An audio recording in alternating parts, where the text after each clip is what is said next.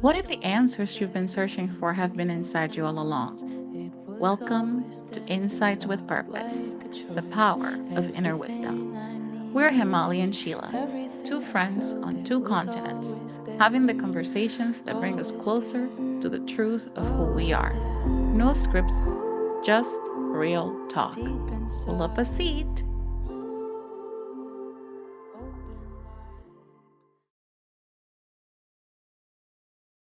Today, we're talking about labels, the ones you were given before you could speak, and the ones you picked up along the way. Tornado, crybaby, good girl, failure, liar, healer, mom. We carry them like name tags we forgot to take off. We're getting into what happens when you start peeling them away, what's underneath, what's left, and whether it's even possible to move through this world undefined. If you've ever felt like you were performing a version of yourself that someone else wrote, stay with us. By the end, you might find out that who you are without the labels is the most powerful thing you've never met. Hi, Sheila. How are you? Hi, Hemali. I'm super cold. How are you? Good. Although it's a little warm here, but the AC is blasting in the basement, so it's cold. Ooh. Yeah. So today we're going to talk about labels. And we get labels, I guess, the minute we're born or even before that, right? Girl, boy, um, or how beautiful we look, how dark we look, how our hair is, I mean, everything. Our eyes, the color of our eyes, how tall we are. So labels have been, comes down from what? Family. Then we go to school. You have labels you acquire over there, social labels, cultural labels. My experience with labels was when I was little, and from what I remember, is when I was called crybaby. That was my first label that I remember. And it was more so, I guess I used to cry all the time. Maybe I was Hmm. stimulated a lot. Until I was 5 years old, I cried. And that's what I've heard, stories upon stories. But that label or that name continued with me and some people that called me until probably I was a teenager or so. And yeah, that's something that I did not like. How about you? I'm sure, we all have that. What is one of the things that you remember when you were a baby? What kind of name did you get? Labels is such a big topic because, like you said, it is with us from before we enter this planet, and we don't know the real impact until we're much older of a label. So when we were going to talk about this, I had to travel back in memory lane and be like, what was the first label that I recall and how did that feel, right? So for me, it was being called a tornado, right? But in Spanish. So I was very much un torbellino, right? A tornado, whirlwind, inquieta, the inability to sit still. I had a lot of energy, was naturally, and I always say this, very curious. So I was growing up with my brother. I couldn't stop. I remember sweats. My dad will say the stories like, I never saw you just with your hair done because you always had this plasters of sweat all over you from not being able to sit still. I skipped instead of walked. I couldn't walk. My childhood skipping. And I would do these little jumps and move and all this stuff. And though I am speaking of it very lightly and like kind of laughing, it brings up a lot of pain for me because I kept hearing the surrounding story around it, which was girls don't behave like that. You have to be still. You have to be proper. Good girls sit still. Good girls listen. So I learned to associate my hyperness and an inability to just be quiet with not being a good girl. So whenever I was in a space of joy, my immediate reaction was to want to jump from joy or move or dance or twirl. But as I grew older, that story and that association of girls, good girls don't do that, kind of like overtook that joy and dampened my spirit to the point where a lot of people, a lot of times, people don't didn't know the sound of my voice because I wouldn't speak, right? I became this girl who fulfilled the label of calmness because I had to be a good girl. That was my main priority in life. And I didn't know how much that impacted me and hurt me and like carried along with me until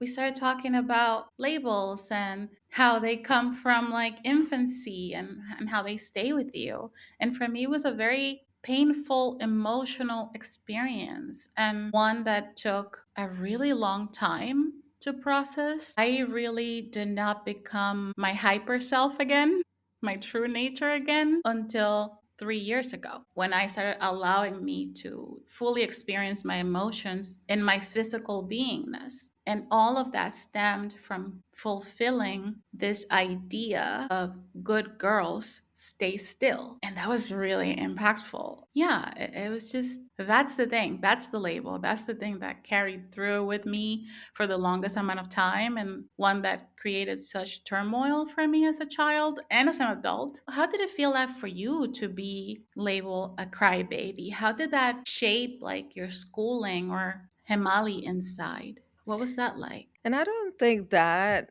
may have had that much impact as much as the other labels, specifically during school year, a failure or somebody who doesn't know anything. And I think we talked about it. I had a very struggling school time or struggling childhood in terms of schooling goes or teachers and peers. And it was I was a weird child and I didn't fit into things. I didn't and yes, so one point I was crying and I was told up to I was 5 years old and then the next minute it's like I am someone that does not even speak.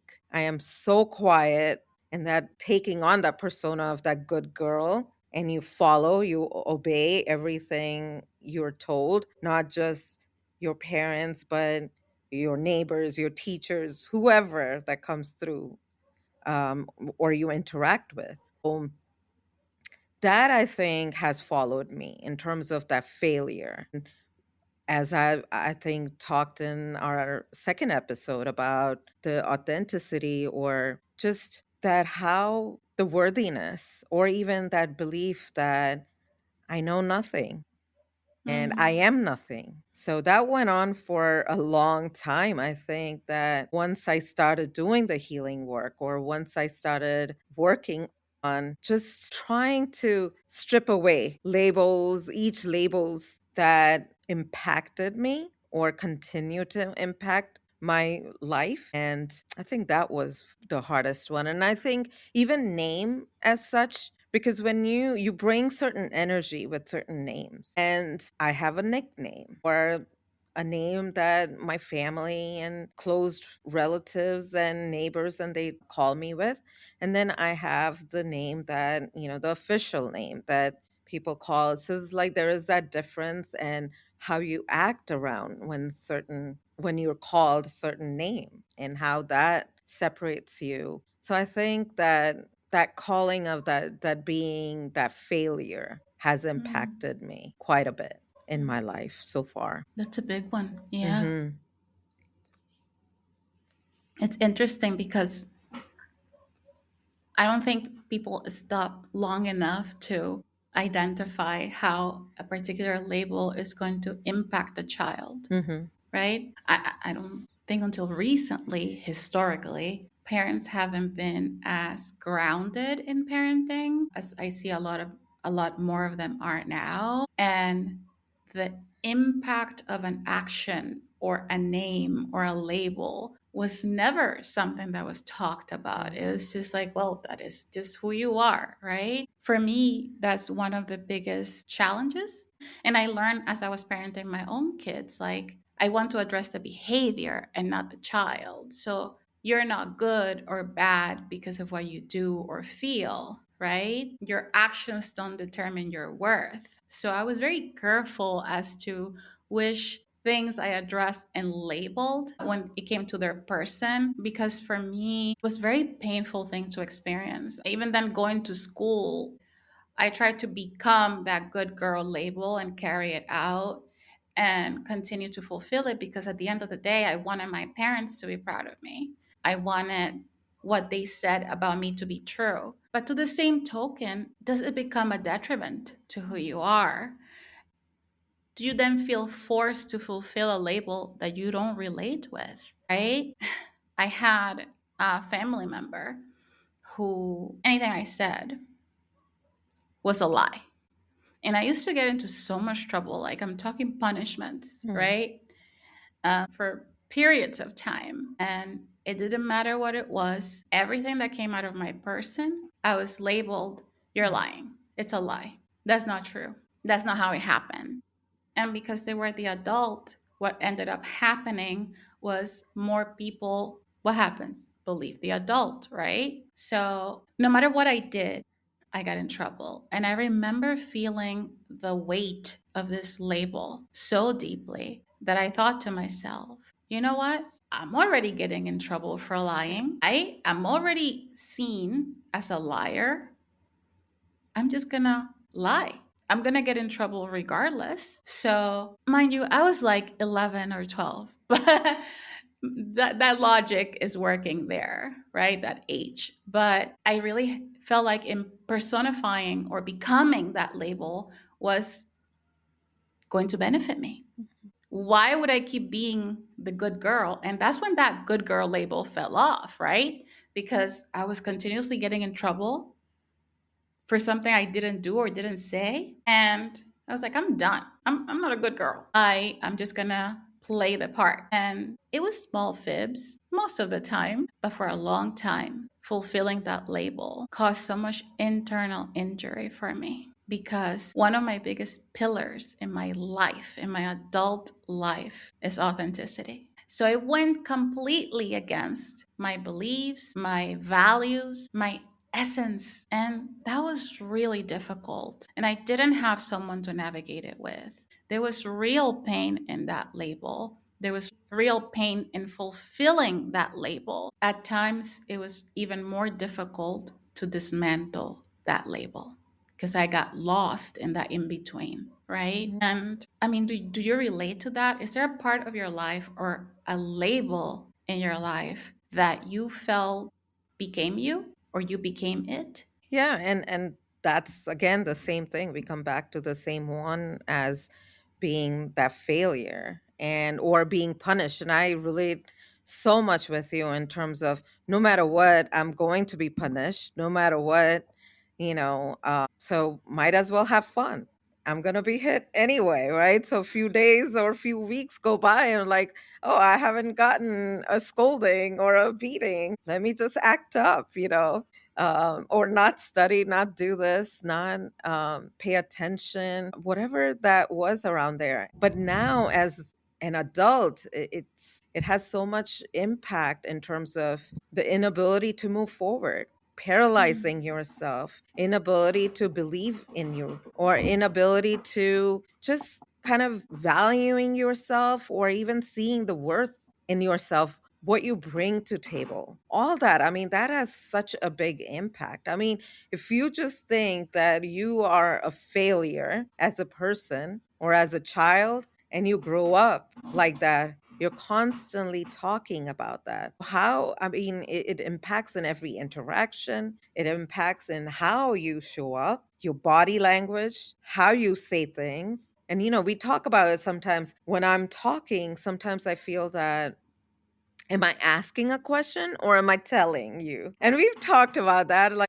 you asked, like, are you asking me or you're telling me? And I've had that happen when I was in PT school. One of the teacher used to say, are you telling me or are you asking me? And it's like, you can't get away with that. It's an oral exam, right? So that has always, I always put that in my mind. Like, I am telling them, I have to take on as a person that is giving you this information instead of asking for a validation, more so, right?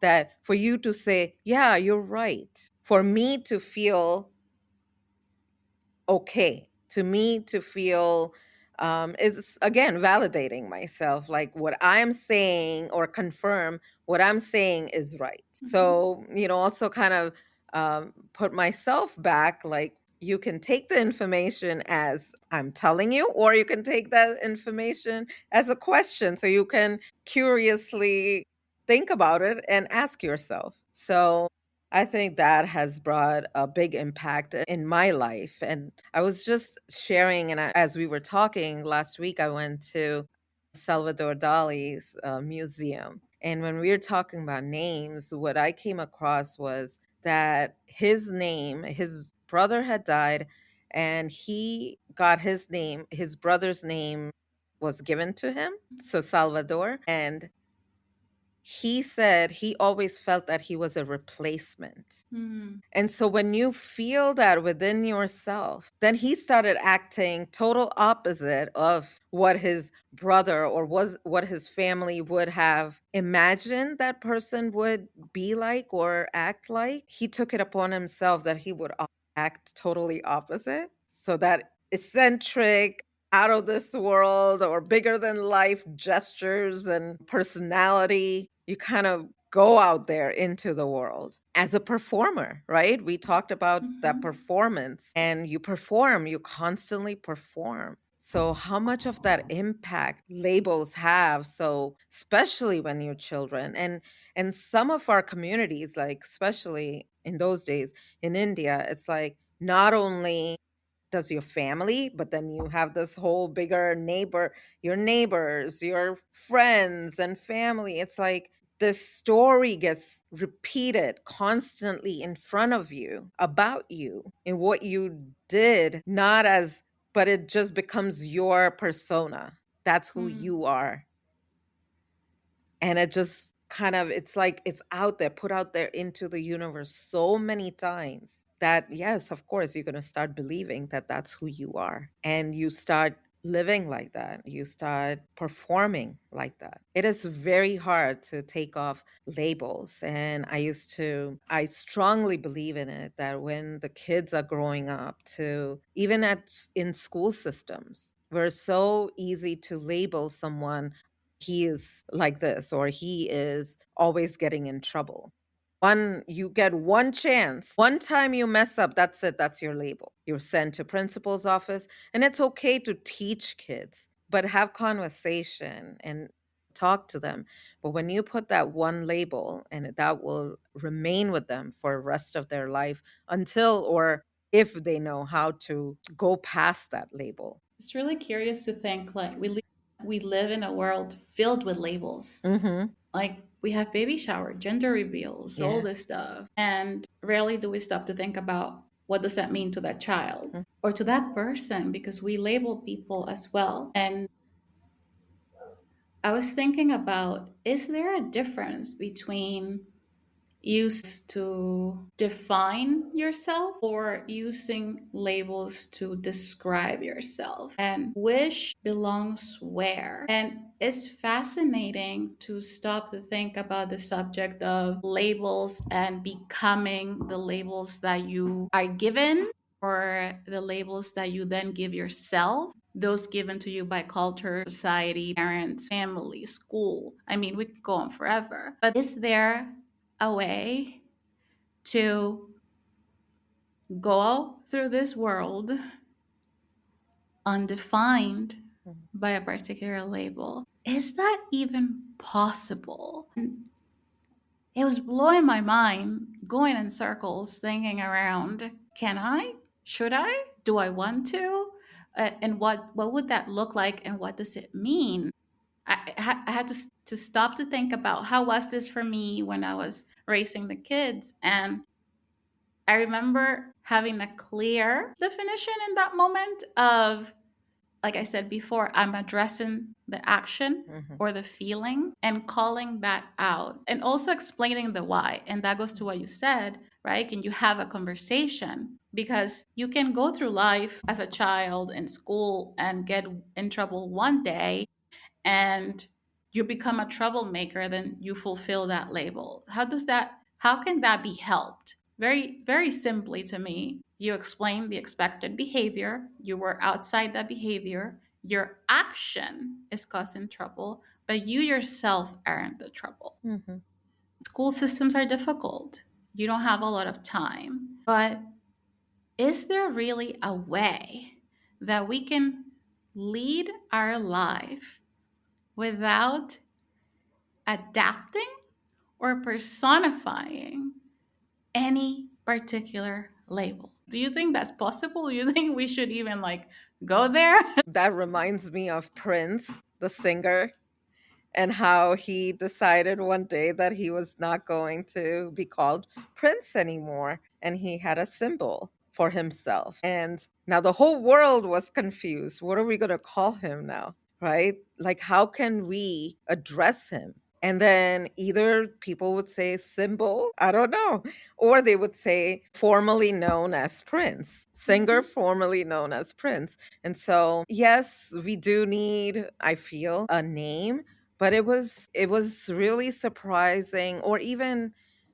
I had to really think when we first started doing, just started talking about this podcast, and you said, Himali, send me your bio without using any of the labels, any of the credentials, any of the certificates. Send me a bio about you, who you are, and not about what you do. And it was hard. I had to really think, and I had to think and talk it out and just write down some of the things about myself. And some of them you're like, no. But then again, it's what you perceive about yourself, right? And some of the things, like, okay, I will tell you guys.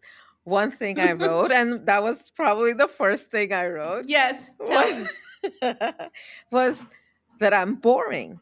And I think what I was getting at was that underneath all, I'm a dull personality. Like, more so, it's like, I am not jumpy. I am not out there, although I speak loudly, but I am not out there. When we are together, I'm slow. It takes me time to process. And when we talk, I'll be excited, I will smile. But otherwise, if you go on the text and everything, you'll see practical, logical, one liner answer with periods and all the exclamations on it, where it may seem, or even conversation on the phone won't be the same as you are talking to me face to face. It will be a little bit more personal. And then as we go with a phone conversation, then texting, it goes distant, distant. But yet I am not distant. I am just logically having that conversation. So, and I think that's what I meant as dull, because over time I have realized that my conversations are not dull. I do capture the room. I do walk in with that energy of larger than life, but more on a quieter, I feel.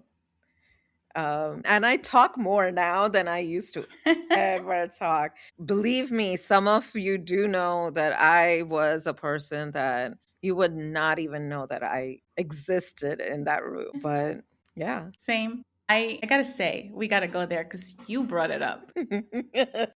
But when we were getting ready to working on the podcast, the ideas and all of that, it really stretched a lot of things. It stretched our definition of ourselves. It stretched our intention and the definitions of those intention. We spent so much time defining what do we want to bring in.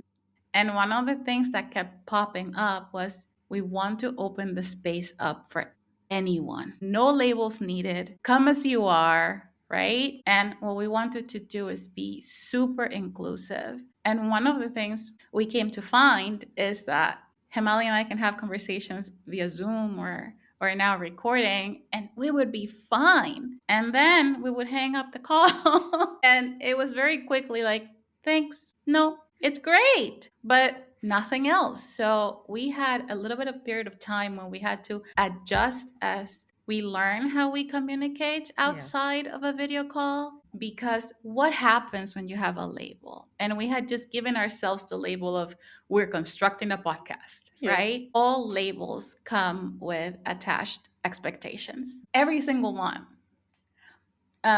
It conjures a specific idea, a specific set of standards, behavior, right? All labels carry expectations. And when we decided to draft our bios, I wanted us to be really conscientious of who are we without the credentials? Who are we if not our work? What does that look like? What is our essence? And it wasn't super easy. It took a little bit of time. Who am I? How do I behave? What do I do? Who is this person that has the name of Sheila? And how is she wanting to show up? I knew I didn't want to portray a label. I wanted people to get the little bit of me essence in there. And that's why I was pushing you. No, Hemali, come on, tell me, who are you? Who are you? And when it came back and you were like, I'm boring, I was like, no, you're not boring. And for me, it was like, I am awkward. I love words. Can't put them together. Speaking is difficult to stay on topic, but I love my mind. I love living within it. And I love expanding and pushing past in everybody else's mind. I want them to push themselves a little further out, right? So it took us a while, but Yeah. we got our bios that have nothing to do with our credentials. And it was super beautiful. But to the point of all labels have expectations, I don't think entering the spiritual space was any different Yeah. than any other environment. I didn't realize how labely the spiritual space can be. That was difficult to navigate. But before I take it to where it took me, where did the spiritual space and the labels that surround it take you? What was that like? Which spiritual label did you take upon yourself? Hmm. The first one. Probably the Reiki master teacher. Yeah, I think that was it. But yet, when people ask me, what do you do? And I cannot answer, what do I do? Because that's just the surface, right? And I always say that. I was like, well, Reiki, but that is just at a surface level. And I was like, I do quantum healing, quantum work. But then again, that when you start getting even into that, then there is that performance anxiety, right? Or am I going to be able to, or fears that you're not going to be able to live up to the expectation? Or if you're a healer, this belief that, oh, you have no pain, right? You're able to heal that, right? Or you're not supposed to have any kind of ailments, or you are always supposed to be happy in the Zen mode. Probably the person that we talk about sitting on the top of the mountain, maybe growing beard. I don't know. But that you have to constantly keep watch of that. Or, well, if you're in the health field, you shouldn't be fat. You should know exactly how to, or like, it has certain expectations. Again, same thing as you said, that every label carries an expectation and what you think it should be, what the society has this definition already written for certain labels, right? What do you think that you first took on one of these labels, and how did you feel? We'll get to that. We Yeah. will get to that. Let me touch base on something really quick. Yesterday was Mother's Day. Oh, yes. Yes, yesterday was Mother's Day, and we never think of that label. Yeah. And I'm a mom, you're a mom, but we are not just mom. It's very easy to get lost in the expectation of the labels of mom. We don't think of our mothers as a human being. Mothering is the greatest, most difficult, enjoyable, stressful, love filled label. And it's the one that also has the biggest weight when something goes wrong. We're quick to say, well, but you're my mom, right? I have a certain standard of operations for what that means. That means you should love me all the time. That means you have to hug me and kiss me. That means no matter how tired you are, you're still my mom. It doesn't allow for the truth of the person to come through, oftentimes until you're also a mother and you understand the dynamic. And the reason why I wanted to go there was because labels create division and there's limitations within all of them. We take them on to fit us for a specific place, space, situation, right?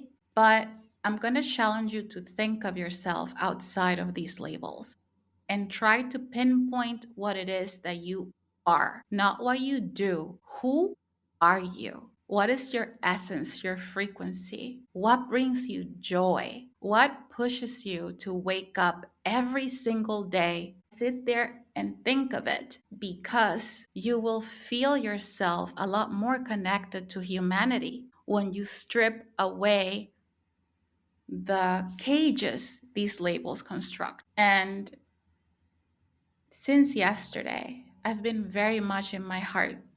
I am living a whole continent away from my adult children, but Mm. still, it's the second Mother's Day for me without their nearness, their closeness. And I've been having a lot of feelings about it. So I Mm. wanted to bring in the importance of meeting human to human rather than label to label, because they tend to separate, and because we're always mentioning we're all one, we're all the divine, right? And I wanted to put a light onto that aspect of labels, not just behaviors, not just actions, not just things, but really stripping it away into I want to know you, your Mhm. human aspect. I want to relate to your essence. Who are you? Right? Can we answer that? So it was important for me to mention, but to answer your question, the first label I battled and took on because it was not easy. I didn't consider myself this. So was the label of healer. I had had an Akashic Records session with someone, and in the session, this person says, "You have healing hands. They are glowing," right? And it took me through like past lives where I had been that, done that, being a healer or called myself a healer. And it took me to remembering that when I was little, I would make potions to heal Mm. my brother.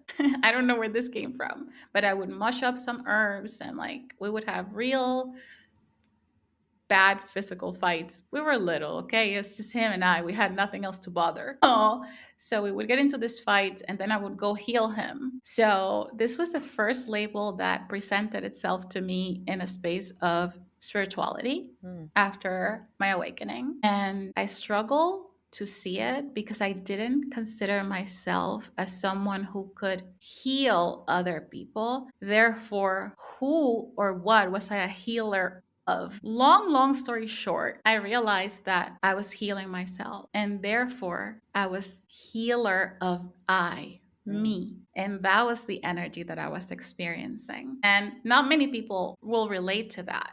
But that is my definition of what how it worked for me. It was very difficult to consider myself a healer when I didn't know what I was healing and still felt very broken, still was carrying a lot of trauma, a lot of pain, and a lot of doubt about who I was. But when you enter into a space of spirituality, everybody has a label, and you're trying to self identify. Wait, where do I fit in? Where's me here? Why am I in this space? And what label do I wear? Right? Same like in school. So, whenever I had to define myself, that was, I think, the easiest to call out, even though it was really difficult to actually feel within that label. Like, everybody was like, oh, I'm a starseed. I am a collector of records. I am a scribe. I am this. I am that. And I'm like, what the heck am I?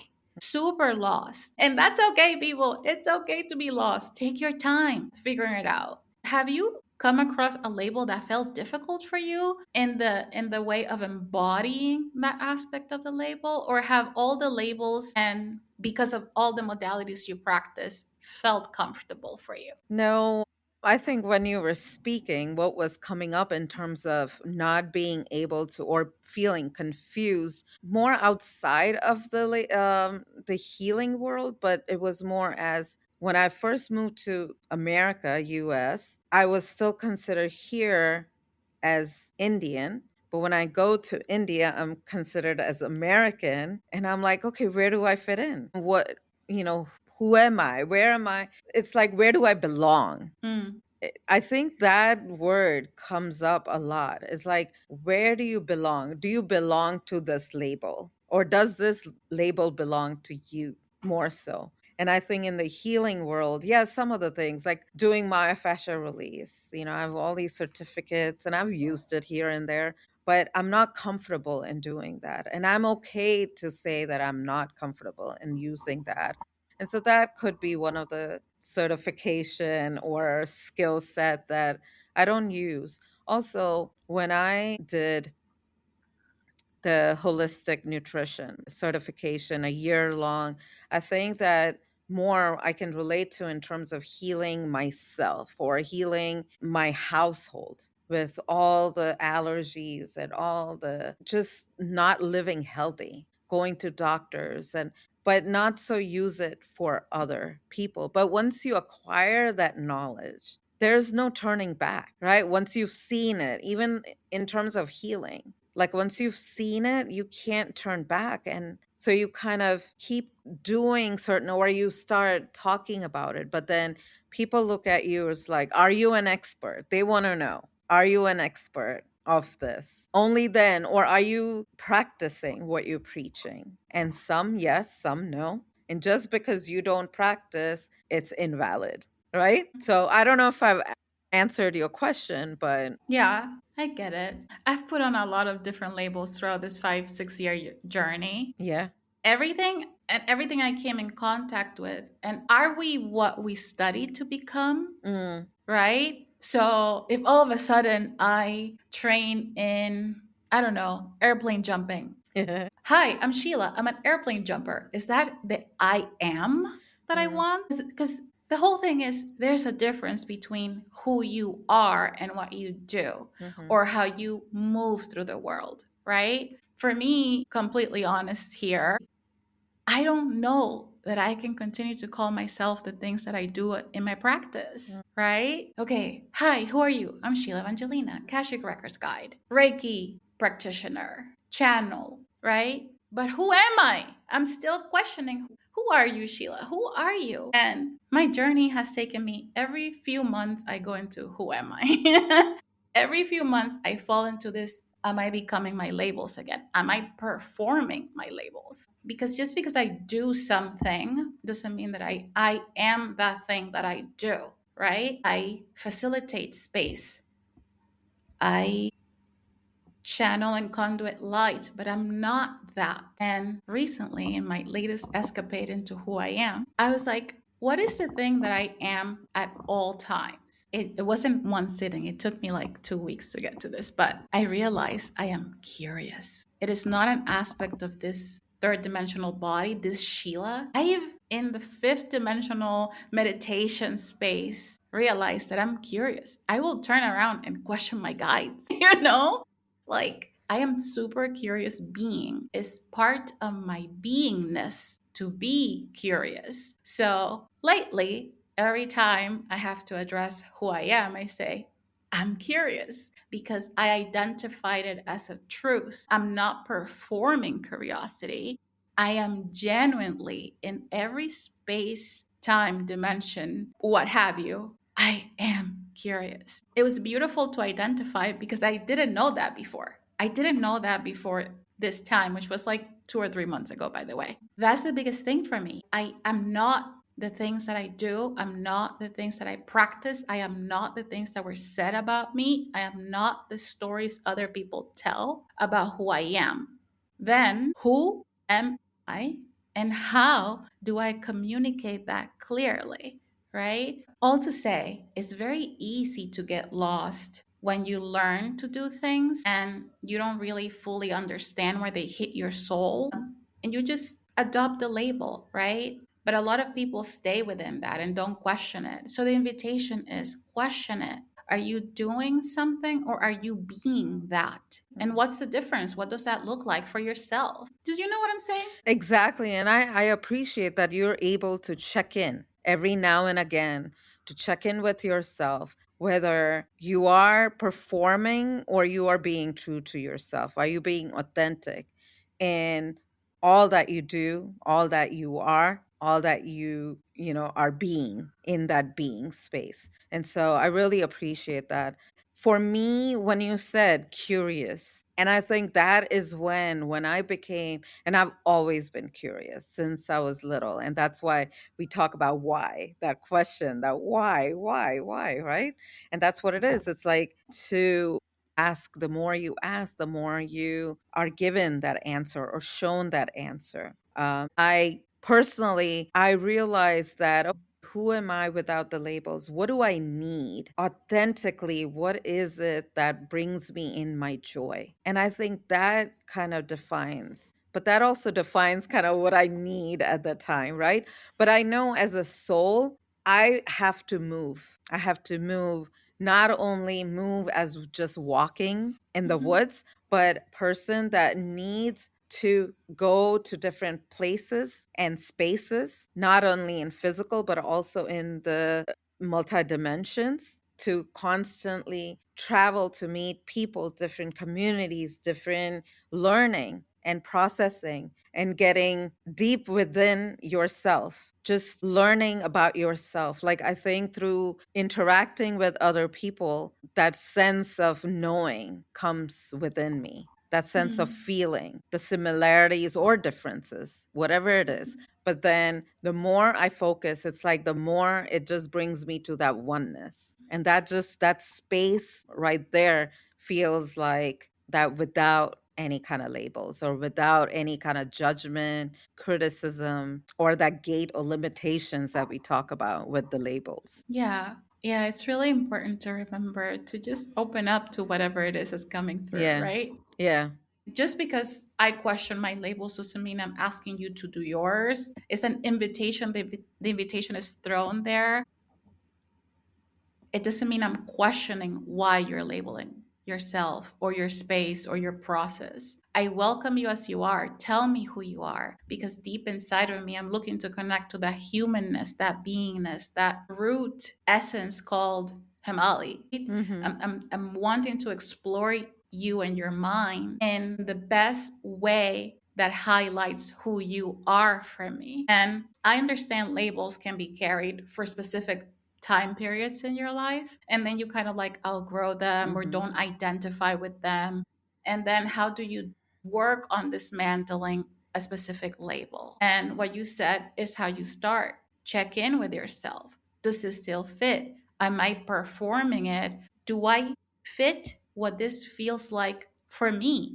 Not for the community of what wherever that label belongs in, but for yourself. It's always a self exploration. I need to question the self about the self, not about the space or the community or the people within it. You're always trying to get to know who you are to your core, to be able to move from those limiting belief systems, cultures, collective experiences, spaces that we put ourselves in all the time. When we were talking about meditation, you and I, we had a very similar collective agreement in the between the two of us. We're a collective That's right. of, of what a meditation person looked like, and we were shocked to see that we had a very similar old man up in the mountain, right? Where I'm getting at is collectively, there is an idea of your aesthetic based on a label, which is why I really didn't want us to have credentials on our bios, because it's like, no, you don't know who I am. Keep your mind open about me and don't encapsulate me into like this channel person. No, no, no. Like, wait till I get there. But it is incredible how, if you shut your eyes and you say, what's a spiritual person? You have an idea of what that should be based upon the structures of the collective agreement as to what does that look like. Immediately, well, I'll speak for myself, but you start picturing like someone dressed in like neutral colors, very flowy hair, calm, collected, peaceful, peace to all, love is always there, high vibes only. You know where I'm getting at. Yeah.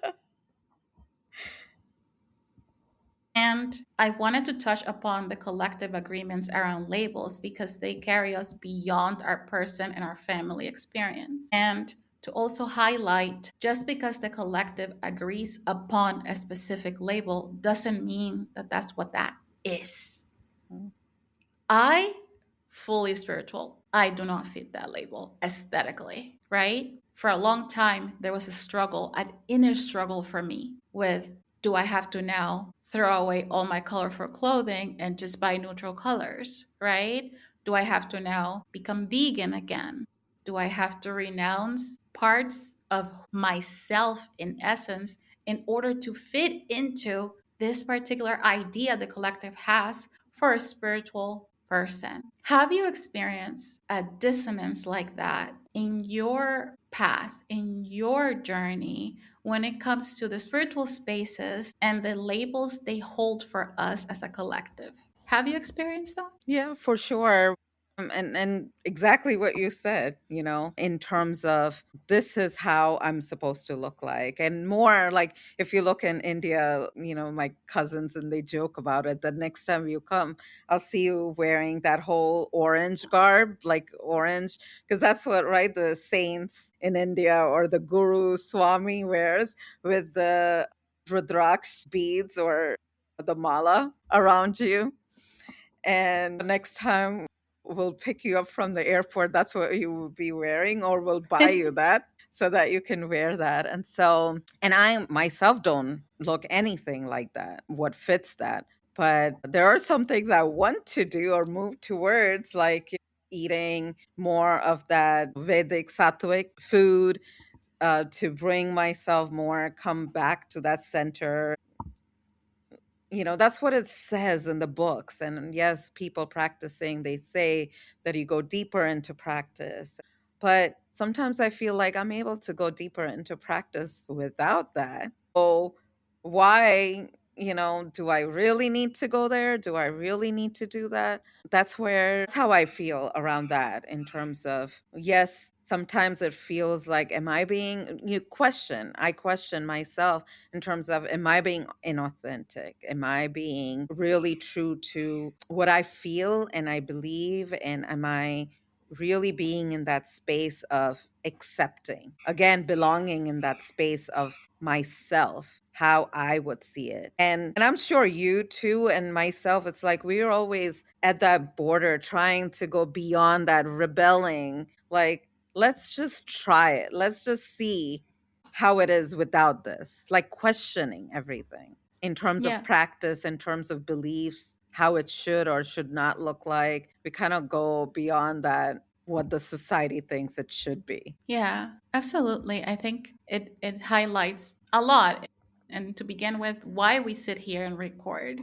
Because we've been in spaces where they call upon us to attach a label to who we are and what we do. And what we always come back to, or have come back to throughout the years of our friendship, is be who you are. Yeah. Question what fits for you, break the norm of what that looks like, just to test it. Why Yeah. not? If it's not hurting anybody, again, if it's not hurting anybody, why not just push yourself beyond the boundaries and limitations you've set for yourself of had others set for you? At the very end of the day, you are what remains when no labels Mhm. are attached to your being. And that is it. But you will never know what that is if you don't find a moment in time to question what is mine to hold and what is mine to let go of. Am I who I am because of what I do, or am I who I am because that is my essence? Every single time around anything we talk about, there's a bigger invitation here. Explore what's real for you. Let go of anything else or keep it.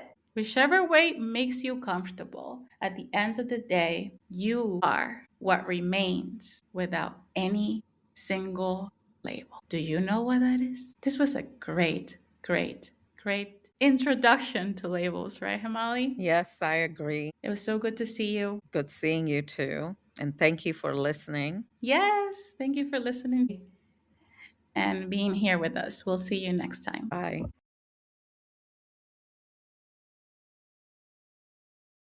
If there's one thing to sit with from today, you're not the labels you were given. You're not the labels you chose. You're not the things you do or the roles you perform. You are what remains when all of it falls away.